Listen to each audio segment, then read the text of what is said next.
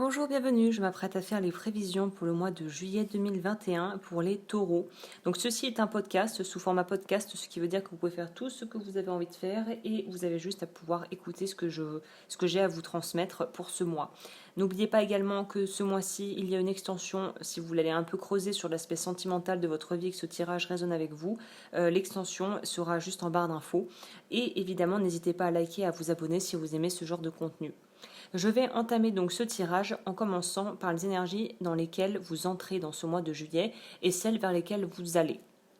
Donc il y a un travail qui est en train de se faire, il y a une vraie guérison qui est en train de s'opérer. J'ai l'impression que c'est une récurrente pour les signes de terre. Il y a vraiment quelque chose qui est en train de se débloquer au niveau de votre relation à vous-même et surtout votre degré d'intimité ou ce que vous vous autorisiez à partager avec les autres. C'est comme si on se faisait assez confiance, qu'on avait une estime de soi qui était beaucoup plus solide, qu'on savait dans quelle direction on voulait aller, qu'on apprenait à se découvrir dans les bons comme dans les moins bons côtés, mais que globalement l'estime de moi pour moi est relativement solide. La vie a l'air d'être plutôt bien orchestrée, tout a l'air plutôt bien orchestré pour la plupart des taureaux. Et là, d'ailleurs, si vous voulez travailler pour pouvoir parfaire le travail et que vous avez déjà travaillé sur vous en amont, on va nous parler ici de pouvoir rééquilibrer le chakra du cœur. Donc le chakra du cœur est en lien avec la révocation du vœu de célibat.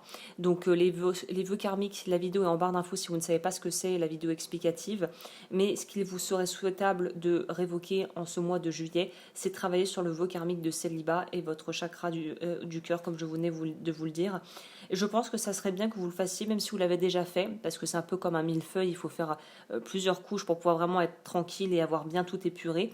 Parce que j'ai l'impression qu'il va y avoir du renouveau dans votre vie sentimentale et que ça va être aussi travailler sur votre cœur parce qu'on dit que c'est là, on révoque le vœu de célibat, mais ça ne va pas travailler que sur ça, on va vraiment travailler sur tous les aspects au final de votre vie en lien où votre émotionnel est engagé. Donc ça ne sera pas forcément que votre vie sentimentale ou familiale, mais ça engagera aussi par rapport à votre travail si vous en avez un, ou à vos projets de vie si vous en avez, ou des hobbies tout simplement. Là on vous dit qu'il est temps de mettre à profit vos talents, vos dons, vos compétences pour quelque chose qui soit utile et où vous vous sentez au final que vous contribuez à quelque chose. Il y a un vrai besoin de contribution et il y a aussi une revanche à prendre sur la vie, j'ai l'impression, pour les taureaux.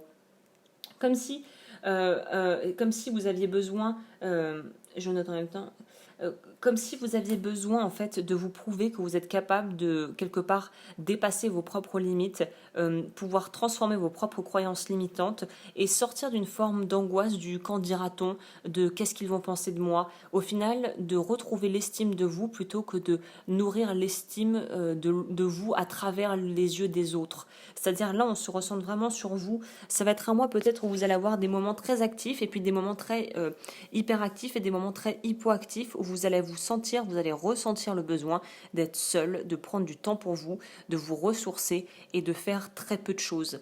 Donc ça va être un mois à mon avis qui va être un peu comme avec des phases, des petites périodes d'action, puis de repos, de vouloir retourner au combat et vraiment continuer à faire ce que vous faites et de vous engager dans des choses qui vous tiennent à cœur, mais aussi d'avoir un temps de récupération au niveau de votre énergie et de du corps physique, de la fatigue qui aura pu s'accumuler, le travail sur les vœux karmiques ou tout simplement sur vous, qui peut vraiment un petit peu aussi fatiguer parce qu'il y a des choses qui vont s'épurer, que vous allez lâcher.